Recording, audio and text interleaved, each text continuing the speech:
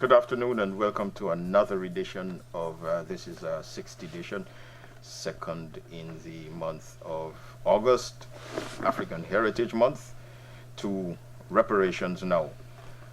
In the studio with us once again, standing feature by now, once again, Chairman of the Guyana Reparations Committee, Dr. Eric Phillips, Secretary of the Guyana Reparations Committee, Wazero Estegittins, and committee member, Brother Walter George.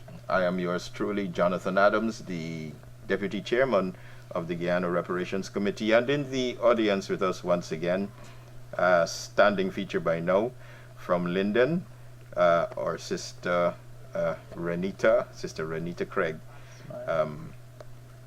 along with the other young people. Behind Sister Renita Craig is Brother Richard Taylor, Ras Richard Taylor. We'll get the name of the other young persons, and sitting to the extreme left in the back row is member of the Guyana Reparations Committee and the Essequibo rep, Brother Royston Peters, not Felix. This afternoon we are here to continue our discussion on the book, The Guyana Reparations Story, and to begin to look at the issue of young Africans in Guyana vis-a-vis reparations. We aim to put context, bring understanding, search for meanings, and especially from the young people, look to them for ideas, for solutions, because they are the persons who are going to move it forward. Last week we had a very interesting discussion, and this week we will be looking at Book 3 and Book 4 in the Guyana Reparations Story. I'd like to begin this afternoon's program by looking at Article 34 of the Declaration and Program of Action from the Durban Conference, which reads, "We acknowledge," this is the world saying at that conference, "we acknowledge that slavery and the slave trade, including the transatlantic slave trade, were appalling tragedies in the history of humanity, not only because of their abhorrent barbarism, but also in terms of their magnitude, organized nature, and especially their negation of the essence of the victims, and further acknowledge that slavery and the slave trade are a crime against humanity and should always have been so, especially the transatlantic slave trade, and are among the major sources and manifestations of racism, racial discrimination, xenophobia, and related intolerance, and that Africans and people of African descent, Asians and people of Asian descent, and indigenous peoples were victims of these acts and continue to be victims of their consequences." And so we begin the discussion by throwing it out to the panel. This is a momentous statement. There are all kinds of stereotypes that have been leveled against Africans, Asians, and indigenous peoples.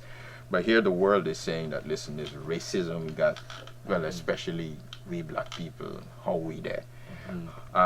What is your response to especially things like the negation of our essence, the organized nature of what has been leveled against us, and the manifestations of racism, racial discrimination, and xenophobia? Brother Eric. It was quite a battle to get that statement in Durban in 2001. And shortly after that statement was made, where the West boycotted it, etc., we had the World Trade Center disaster. So the momentum from this conference was lost because everybody was now worried about terrorism.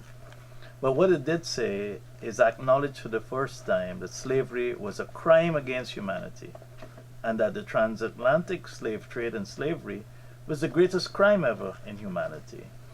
And so it basically said that you can't hide it, and that it should have been a crime then and now. Because what the Europeans were basically arguing is it was such a long time ago that it wasn't a crime. But it took away all of our human rights, the essence of our nature, took away our names, our foods, and the barbarism that went with it was never seen before and never seen after. It was torture, it was apartheid, it was rape, it was murder, it was plunder. And Africans lost their economy, their wealth, they lost their family members, they lost their names. So the magnitude of this crime, people today can't even perceive it. I think when Dr. Africa was here, Laila Africa, I went to see him, and he brought out his catalog of films, and he said, I expressed an interest in purchasing some. And when I chose all that I wanted, he pulled out from behind his back. He reached behind his back and he pulled this film out and he said, "You must have this." It is a film which is entitled Goodbye Uncle Tom. Goodbye Uncle Tom. And he said, when you look at this film, Jonathan, you will see how they had our people live on ranches, in breeding farms. And this is part of the horrors that you're talking about, where young women, like these two young women here, would have been taken and they would have been put in a pen. And the person's studs would come from other plantations, and without consent to the use of their bodies, they would have to subject themselves to being bred. And then there was the scientific experiments also too, but I mean, I'm the moderator, I'm not part of the panel. But that is what captured my imagination in Goodbye Uncle Tom, and I recommend to everybody that they get a copy of Goodbye Uncle Tom, produced by Jacopetti and Prosperi in Haiti itself, to see part and parcel of the barbarism that African people suffered. You know, Eastern thing, I still feel the pain. It hurts. Yes, definitely, because like you said, the young females were made to live on breeding farms, and what they actually did was castrated the males that they thought was not so strong and good breeding material. And you see that in Goodbye Uncle Tom too. And they kept the very strong males, and these would be the studs who would be breeding. And then when they have you here, you breed up all the women here, they move you from here to another plantation, and they keep moving you, because then all of these women are pregnant, they're your children, and they don't want you there. And we see this as being as a direct result of some of our broken homes and broken families, where you have a lot of our men having 2 and 3 families, and they just really focus on the one that they have immediately with them. So that's one of the syndromes that has left among us from such practices. Well, that is subject to debate, but we're not going to debate that right now. It's going to come up a little later. Well, continuing on the conversation, yes, indeed, it was a crime then and supposed to be, and is a crime today. And it's important, like movements like reparation, PANAF, need to continue the conversation, because today, you look on in modern times, that the powers that be that controlling the narratives is trying to inject in young African minds that there were imports, there's another term they use, and in essence, having our young African youths to believe that, the people do self-migration, and in essence, getting persons to even say that, hey, slavery was good for them. Many young Africans will say, hey, slavery was good for them because of that. They learn to be in the church, they learn to be, good citizen, and so we need to control the conversation in Guyana, and so we need to let persons know that because of this barbarism, we are at the bottom of the economic table, because persons was given affirmative action.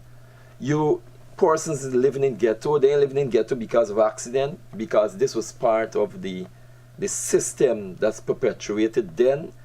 We, in essence, living in the legacy But George, you made a very interesting comment, and I want to throw this back to Eric and Esther. I want to throw that comment that you made back to them.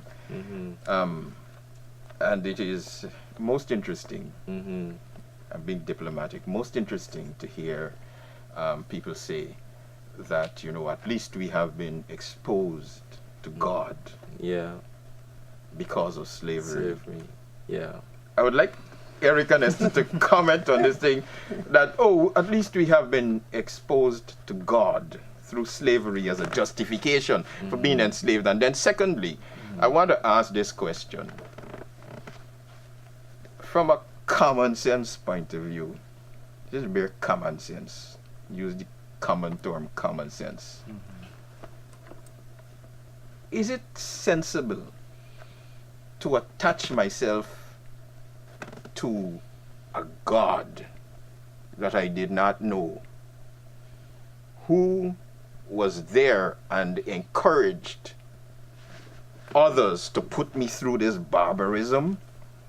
Is it sensible for me now to turn and embrace that God? Well, we keep buying into this narrative that we were uncivilized and that slavery and the Christians and the Europeans civilized us.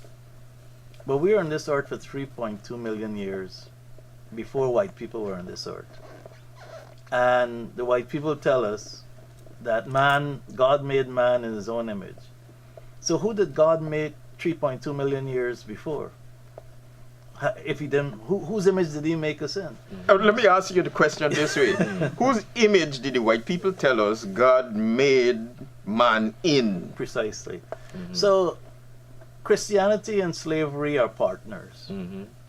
Christianity was used to justify slavery, that we were uncivilized, we were non-people, and therefore the church made us people. But it comes back to your issue. Why would I want to serve a God that created slavery and brutalized me and murdered so many million people? Let me give you the real number about slavery to see if this God is a just God. In 1650, Africa and Europe had 100 million people. In 1850, Europe grew from 100 million to 265 million. Africa shrunk from 100 million to 95 million. So this good God killed 170 million people to civilize us. What sort of nonsense is that? And Christianity continues the mental slavery that we have today. Because in Christianity, everything white is good. So in the morning, white people wake up to a white God. Indian people wake up to an Indian God. You know, Chinese wake up to a Chinese God. But black people who were here first are waking up to Indian, a white, or a Chinese God. It's illogical. It's madness. In essence, they cannot justify the criminality of slavery. And in order to justify it, we had to become property. And if you're property, you can't have a God because God made human beings. And this is what our young people don't understand. This is why they're hiding from their blackness. Slavery was so brutal that you don't want to face it. You know, we have selective memory. When things are horrible in our lives, we find ways to forget it. And today, we have the church helping us to forget that we were the first human beings and to try to tell us that they helped us because we were non-beings and Christianity helped us. This discussion moved from being sweet to serious. Just a second. Question is this. Did black people have their own gods before these white gods? And do black people in Caribbean identify a black god today? And tell me something, George, but some of these gods that we foreparents had before. Well, Esther. No, let me go to Esther. Well, to The black prove god. that we had gods and we didn't singularize the creative energies, because in African culture you never have a male energy and there's no female. There's always a balance. So once there's anything male, a female is identified. So we had gods and we had goddesses, or kings and queens, emperors and empresses. But isn't it logical? In everything in science and in nature, The balance. there is this balance, Male but and suddenly female. we're being told by this one he God. But this where the whole homosexuality thing comes in, and I don't want to go down that line. But what I would want to say is that we have many families, the Twas, they got the Sotos, they got the Fang people, they got many original African, they would say tribes, but I would say families of people living in Ethiopia and many other parts of Africa. They have not been exposed to Christianity. They practice their original way of life and culture in their original indigenous environments. For instance, some of the women, they never know what is a bra or what is a panty, as we would call it, or the men too. And their communities are very holistic, where there is no rape, there is no homosexuality, there is no adultery, fornication, and all of these things. There's like 1 in a million, and it's like something like a blue moon, my grandmother would say, in these communities until today. And I don't know about exposure to God, as they would call it, because we see that all the churches and all the so religious people are, and crime escalating, homosexuality, promiscuity, adultery, everything is escalating. And for all the Christianity that we have. And so when we look to our original families in Africa, we could see them living in that holistic way, natural environment since from the day of creation. Could it be that this is what they were referring to, especially when the people of the world came together and said that, listen, let us acknowledge to African people that we have negated their essence. Yeah. Mm-hmm. Definitely. Your spirituality was gone. Yeah. You see, we gotta.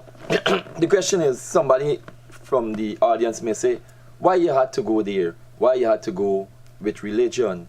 And the question, my answer would be, I never said religion.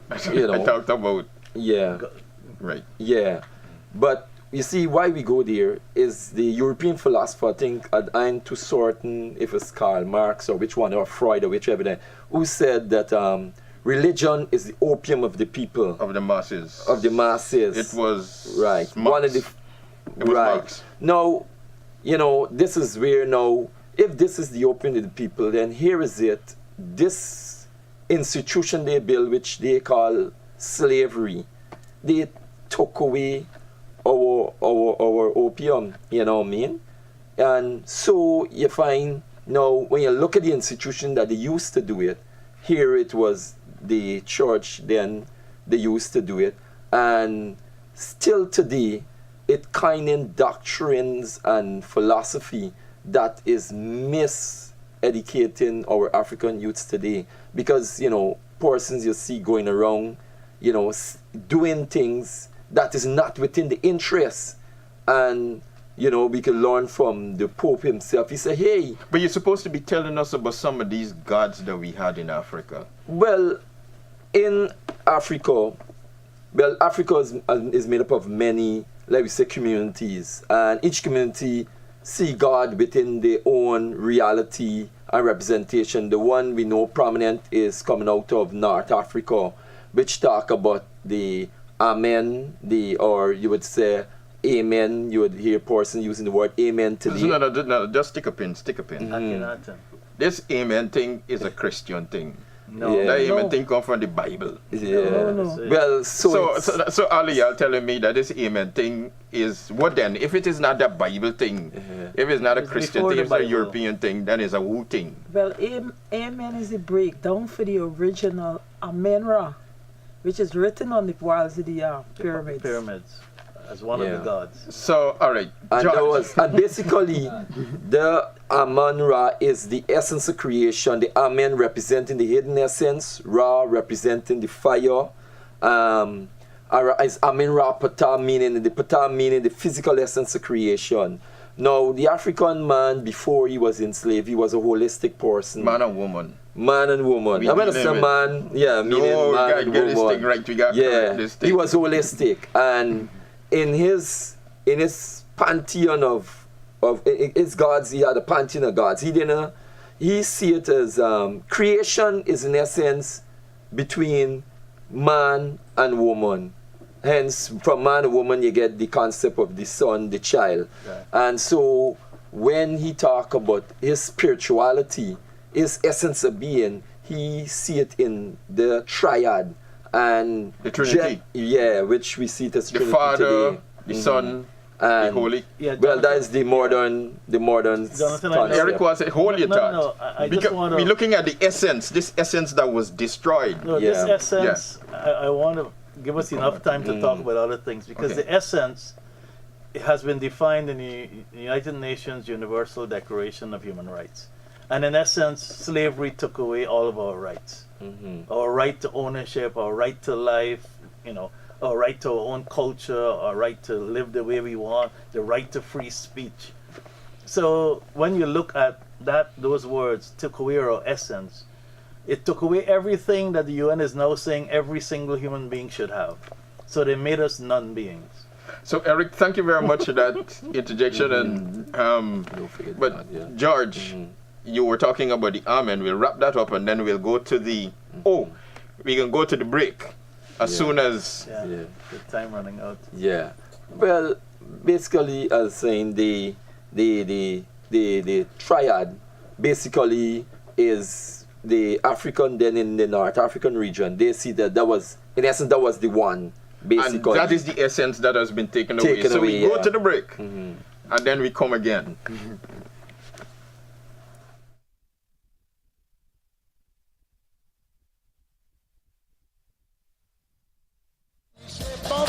While every mother in a black Soweto fears the killing of another son, sneaking across all the neighbors' border.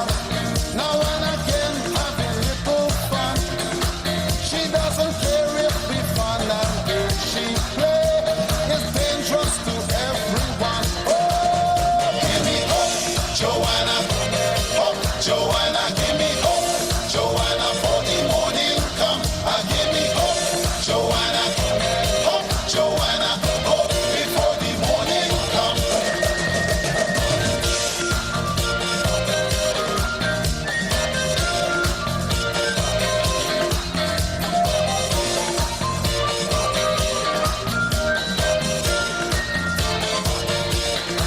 She got supporters in higher places who turn their heads to the city sun. Joanna give them the fancy money, to tempt anyone who come. She even knows how to swing opinion in every magazine and the journal. For every bad move that this Joanna make, they got a good explanation. Oh, give me hope, Joanna. Hope, Joanna, give me hope, Joanna, for the morning come. Give me hope, Joanna. Hope, Joanna, hope before the morning come. Give me hope, Joanna. Hope, Joanna, give me hope, Joanna, for the morning come. Give me hope, Joanna. Hope, Joanna, hope before the morning come. Even the preacher who works for Jesus, the archbishop who's a peaceful man, together say that the freedom fighters will overcome the very strong. Yes. Welcome back to Reparations Now. I did get carried away with the essence story.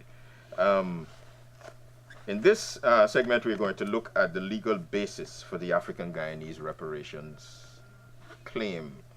Africans in Guyana are claiming reparations based on the CARICOM mandate.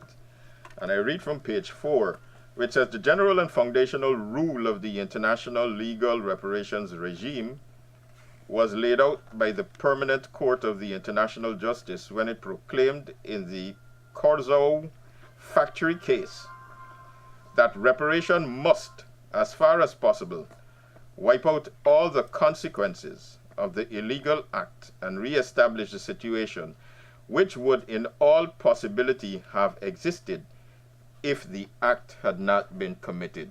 So that precedent is saying that reparations for Africans must wipe out the negation of the essence of Africans, must wipe out the discrimination on a racial basis, and that we must be re-established as a whole people with an original essence and within an original state. Brother Eric, what is the Guyana reparations claim? Well, our claim has many components. The first claim is that we should be repaired by both Europeans and the Guyana state. With the European claim, we're part of a CARICOM reparations team that's looking at how the 8 European nations plundered us, brought us from Africa, etc., the whole enslavement issue. And we have a lot of documentation on that because it's about the legacy of slavery and what has happened to us today. But we are also claiming that the government of Guyana issued reparations to Amerindian people in Guyana. And they issued it in 2006, in the Amerindian Act of 2006, where 13.8% of Guyana was given to indigenous people, Amerindian people. Now, history has shown that 3 of the 9 Amerindian groups were not here when we were here. So we're stating that in the same way that they can give Amerindian people reparations, they should be giving us reparations. And even more so, how could they give reparations to 3 groups that were not here before us when they won't even give it to us? We're also claiming reparations for 200 years of enslavement that built Guyana. And in the building of Guyana, it also created freedom for Guyana. But what was the condition in enslavement that gives you the justification? The crime against humanity. Was it that we were not paid, or? No, it was a crime against humanity. Okay. And international law says that all crimes against humanity, they should be So it's just on the repaid. basis of the International criminality. law, the in- criminality, right. All right. And there was no indigenous genocide in Guyana. Let's make that clear. There was indigenous genocide in other parts of Guyana. So Amerindians, Other parts of other parts of the Caribbean. Caribbean, right? But not in Guyana, because in Guyana, Amerindians were used and protected by law, used to hunt us down and to prepare a buffer.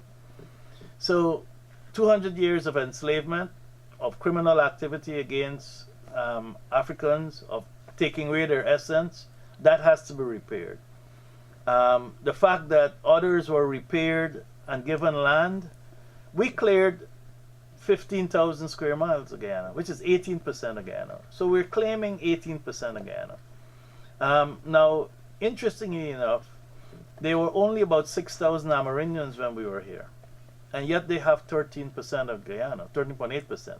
473,000 Africans died to build Guyana. In the process. And so we're saying that those lives, plus the criminal act of enslavement, justifies, according to international law, reparations. And the fact that the Guyana government already has given reparations to Amerindians, that they've set the legal precedent to give us reparations. Because it wasn't the British who gave Amerindians reparations. It wasn't the Dutch.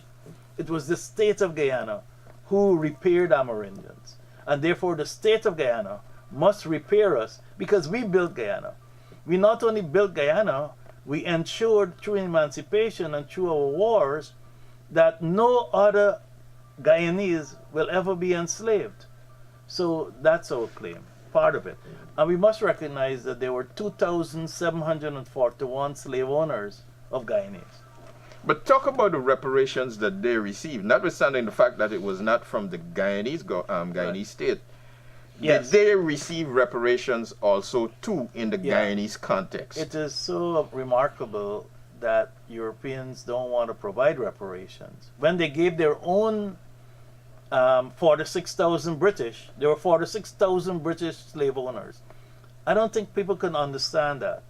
there were 46,000 Britons who owned slaves throughout the 800 slaves throughout the Caribbean. People keep saying that slavery was just the private sector. Slavery was controlled and managed by the church, by the government, by the private sector, and civil society. So there were 46,000 owners of slaves. In Guyana, there were 2,741 British people who owned slaves and who were given 4.28 million pounds out of the 20 million pounds that was paid to all the 46,000. So the British government repaired their own owners with equivalent of $20 billion in those days. Eric, you said it's interesting. It's a question of justice.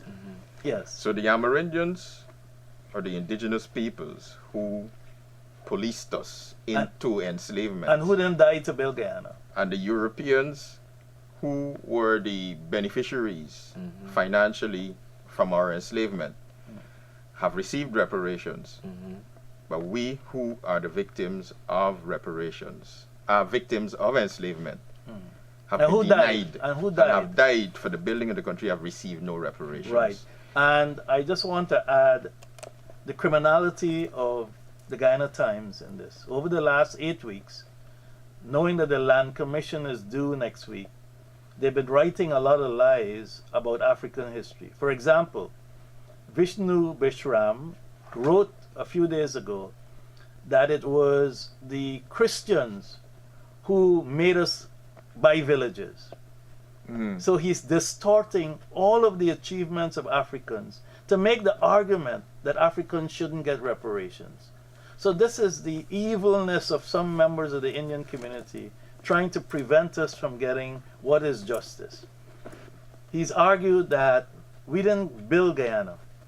He's arguing that we didn't clear the 15,000 square miles. And he knows it's wrong, but he's writing that in the Guyana Times to tell other Indians who are reading the Guyana Times this misinformation so that they can create a momentum of resistance to Africans getting reparations. I want to, before we go to the second break and bring in the young people, go to a negation, an aspect of the negation of our essence, which comes out of a line that Brother Rudy Guyan carries, and that is the nature of the indigenous people of the planet. We are Africans. Is it? I was. Should we not be referred to as indigenous people for being the indigenous people of the planet? That's the negation of our essence. That's the point. What does indigenous means? When you read the definition of indigenous, Africans were the only indigenous people in this world. We were here 3.2 million years before anyone else. How more indigenous can you make? If you look at the UN Global Conference on Indigenous People, a lot of African tribes go because they are the original indigenous. So True. that is it not part of justice then that we should stop being referred to as slaves and be referred to as the indigenous people of the planet against whom a crime was committed? And who were enslaved. But you see, that changes the narrative of politicians. They don't want to say who we are. They tell our young people that they're descendants of slaves, not that their ancestors were enslaved. It's a big difference. If you're a descendant of a slave, that means you were born a slave or your ancestors were born slaves. If you're enslaved, it's a whole different thing. And a lot of young people hide from themselves and whiten themselves and believe in white gods because they believe they're descendants of slaves. And don't recognize that they're the indigenous people. Before there was slavery, we had pyramids. We had 700,000 library in Timbuktu. We built all sorts of civilizations. We created science. We were the first mathematicians. Pythagoras said he found pi, but in the pyramids, which is 2,000-3,000 years before he was born, was built on pi. They say that who was the father of medicine, right? He's not the father of medicine. Imhotep Hippocrates, they say. was born 3,000 years before Hippocrates. So by negating our essence, they change history to show that we are worthless. And this is what Vishnu Beshram and the 8 writers of the Guyana Times are trying to do over the last several weeks, by trying to tell black people, you never created anything, you didn't create the village movement, you didn't build Guyana, you didn't die for Guyana. So what do you... This is how evil the Guyana Times has become. A concerted effort over the last 3 months. Vishnu Beshram has written on the 6th, the 8th, the 10th, the 12th, and today. Because he knows the land. Because he's trying to deny us our justice.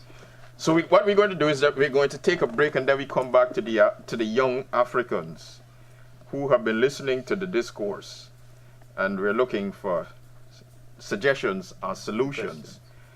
And you would notice that what came out and jumped out of it is the negation of your essence.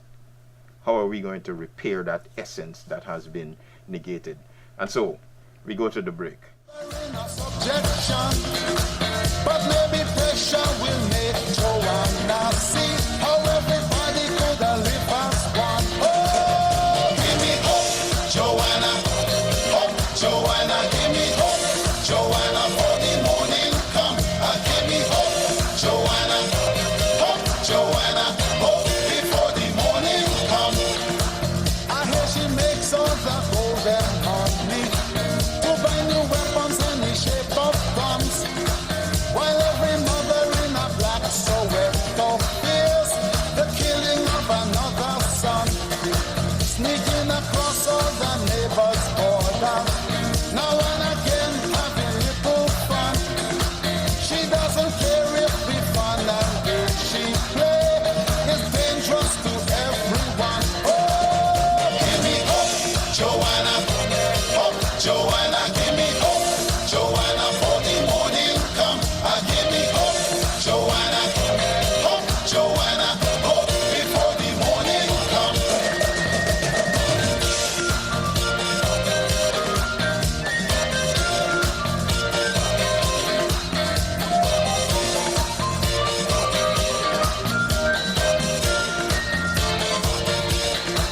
She got supporters in higher places who turn their heads to the city sun. Joanna give them the fancy money, oh, to tempt anyone who come. She even knows how to swing opinion in every magazine and the journal. For every bad move that this Joanna make, they got a good explanation. Oh, give me hope, Joanna. Hope, Joanna, give me hope, Joanna, for the morning. Yes. Continuing this very interesting discussion on reparations, R-E-P-A-R-A-T-I-O-N. It's a new word that we're trying to get you to learn, reparations. Reparations. We have got Sister Tonya Hooper, very talented young lady, and who could be an example to the young people for this new cultural and artistic expression. Well, Tonya is going to do her thing. I'm not going to tell you what she's going to do, but by the time she's done, you're going to see and know what she's doing. Go ahead. Tonya. Alright, good afternoon, Guyana. Now, let me have a little chat with you. No, go straight into it. Growing up, we've learned that the first man to walk this earth was Adam. But how could this be when Donald Thompson discovered Lucy? And when carbon dated, guess how old was she? Now, if you guess 3.2 million years, right you would be. Let me talk about how crazy this is. Because she predated the Adam and Eve story by 3 million years? No, that's another story. Now let me talk about this man Christopher Columbus, who claimed he discovered the West Indies. But how could this be when right next to it in Rio de Janeiro they found Lucia? Carbon dated to be 11,500 years old.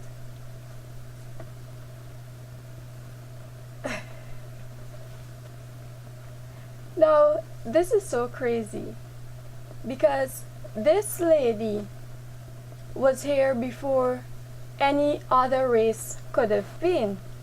Now let me take you out of the south and bounce you over to the north. You see this nose, forehead and mouth? It can't hide who we be. Because dug up from an underwater cave in Mexico, we found Naya. Carbon dated to be 12,000 years old, regarded to be the eldest person to ever reside in the Americas. Now taking you from the south and bouncing you over to Africa, before chattel slavery, to tell you about the Kemet, the Black City, the founders of woodwork, metalwork, and masonry, the creation of mathematics, the creation of the lunar calendar and prime numbers, by the use of the Ishango and Lebombo bones. Now, if in your vein you have a drop of the gene of our nation inside you, trust me, you're bubbling over with innovation. They told me that this man, Hippocrates, the god of medicine, nonsense. Before he even dreamed about taking a breath, Imhotep diagnosed and treated over 200 diseases. If you're looking for the beauty in architecture, read up on the Moors and this you will see, because nothing today could compare to its beauty and accuracy.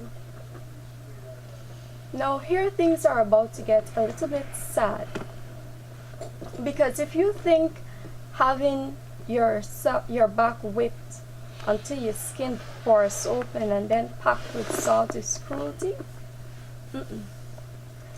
try being forced to work right where the bodies of your ancestors are dumped. Try being killed just for practicing your own culture. Try having Amerindians hunt you down and cutting off your hands just to prove that you're dead, because even in death, they can't overpower you. Try having your babies dug out of your stomach and left for dead. That, my friend, that is cruelty.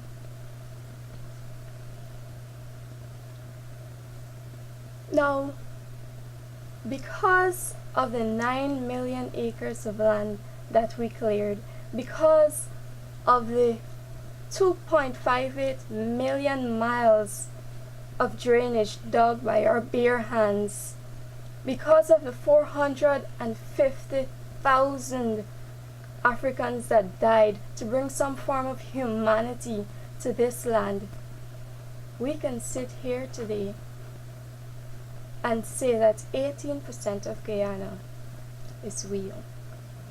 Thank you.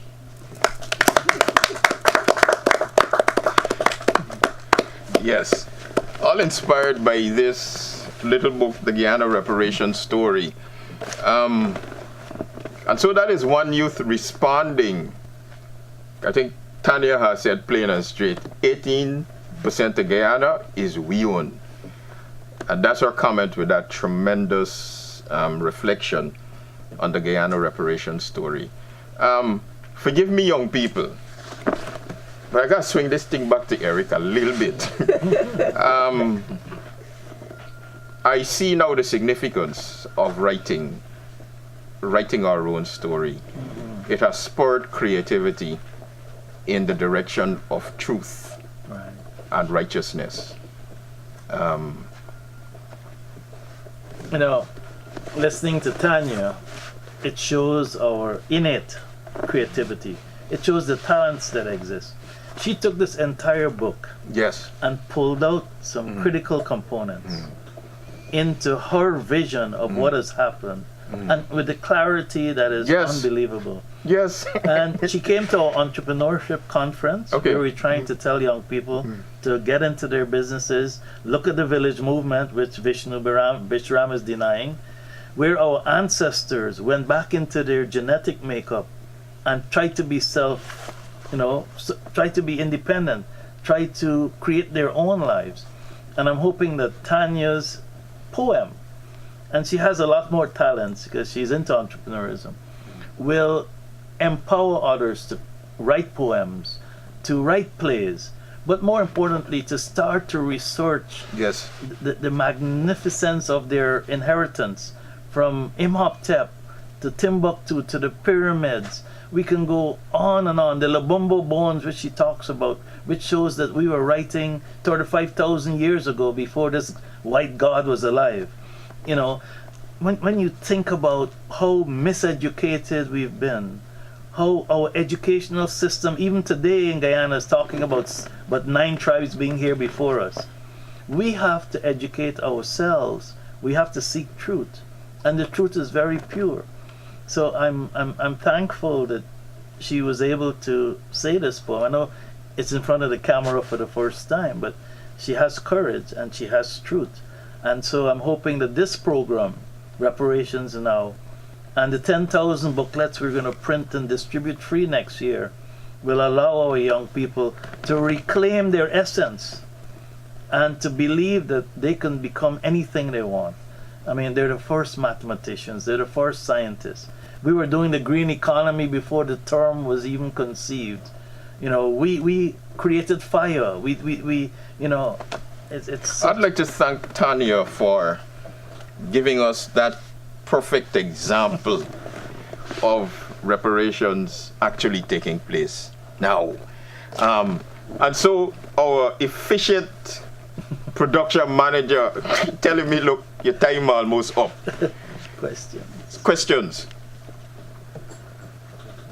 Who is Sister Audrey by perchance? So, what questions do you have for the panelists in the remaining 5 minutes? I would just like to know from the panel, what measure this movement have in place to make sure whatever the movement get for slavery, that it stay with the African generation 1,000 years to come? It's a very important question and a source of much controversy. A lot of Africans aren't supporting the reparations movement out of ignorance and out of their own self-interest. They're not interested in our community. Whatever we get out of reparations will be used for the generational wealth creation of Africans. You're not going to get a check, but we will create an environment where if you have a business, you can come there and be supported. If you want to get free education, most people don't realize that one of the reasons we're fighting for reparations is that all of our villages are at risk to climate change. We may need to rebuild communities inland, and you can only do that if you have land and if you have capital. So it's a very good question. We need to form a structure where everybody feels they're part of it, that it's not just us making decisions. And that's why we need to, as Africans, to come together, as the president asked us. We need to have a national council of Africans that represent Africans all across Guyana. We are unorganized. And until we do that, we're not going to be able to help each other, to treat each other well, to respect each other, to help each other grow like other groups are. We need to move away from what the church has done to tell us that you can't get rich, because if you're rich, you can't go through some eye of the camel or needle or something like that. Everybody else is getting rich because of supporting each other. So we have to make sure that all African Guyanese and descendants of Africans can benefit equally, that it's their ancestors who died, not my ancestor or Jonathan's. Our ancestors died, 473,000. So we have to put a mechanism in place, but we have to start now in building the capacity to respect each other, to love each other, to work together, and to have an organization where leadership is shared. In Guyana, we have this crazy model where we need this top leader who is the boss. That's not leadership, that's bossness. Leadership is a shared commodity. As we know in Africa, it was community-based. We need to set up a structure where everybody has input. I think we have time to take one more question. All right, I'm going to present one. I want to, first of all, commend the the work that the committee has been doing, having read the book and being part of the process along the way.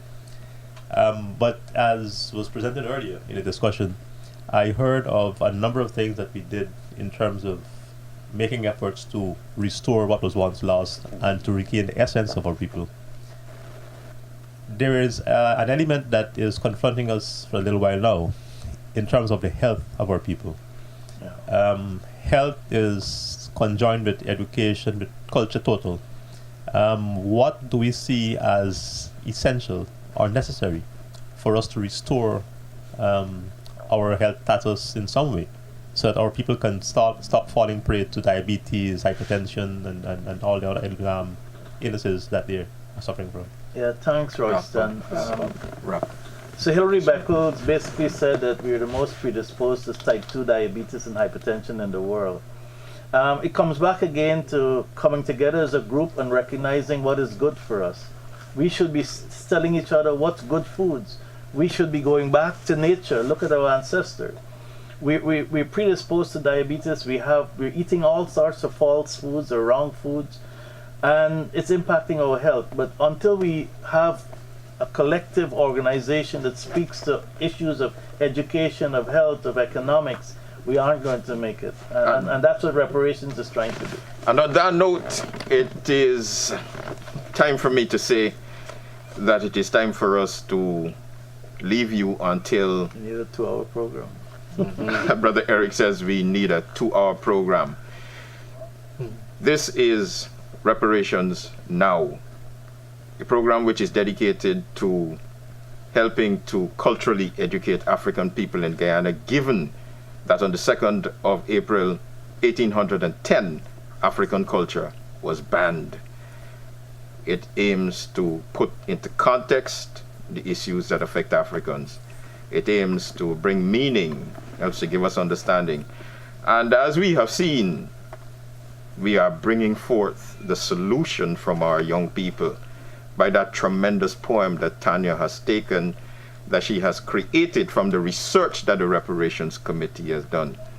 Brother Eric, I've always said it, I think that you are one of the finest administrators in this country. We are seeing the first fruits of your labor.